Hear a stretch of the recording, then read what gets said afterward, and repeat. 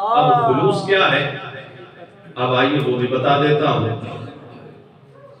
قال المخلص الذي يكتم حسناته كما يكتم سيئاته، فرمایا خلوص یہ ہے کہ تو جس طرح اپنے گناہوں کو چھپاتا ہے کہ میرا یہ گناہ کسی کو پتہ نہ چلے، اللہ میں نے یہ بھی گناہ کیا ہے کسی کو پتہ نہ چلے، اللہ رات کے اندھیروں میں میں نے یہ بھی گناہ کیا کسی کو پتہ نہ چلے، اس طرح تو اپنے گناہوں کو چھپاتا ہے، اسی طرح جب تو اپنی نیکیوں کو چھپانے لگ جائے تو سمجھنا تو اب مخلص ہو چکا ہے، سبحان اللہ، اب تو مخلص ہو چکا ہے۔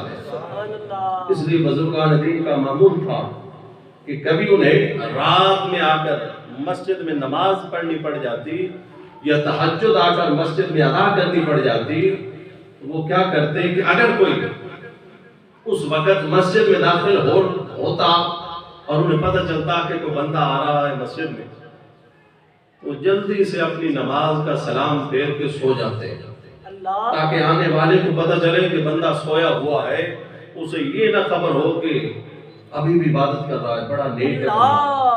نہیں، اپنی نیکی کو اس طرح چھپاتے۔ فرمایا کہ جب تم اپنی نیکیوں کو اسی طرح چھپانے لگے جس طرح تو اپنے گناہوں کو چھپاتا ہے، تو سمجھ لینا کہ اب تو اللہ کا مخلص بندہ بن چکا ہے۔ اور پھر پوچھا گیا کہ اخلاص کی کوئی حد بھی ہے؟ اخلاص کی کوئی حد بھی ہے؟ تو فرمایا ہاں، اخلاص کی حد یہ ہے اللہ تحب محدمت الناس، اخلاص کی حد یہ ہے کہ جب لوگ تیری تعریف بیان کریں تو تجھے برا لگے، اللہ اکبر، تجھے برا لگے، یہ اخلاص کی حد ہے۔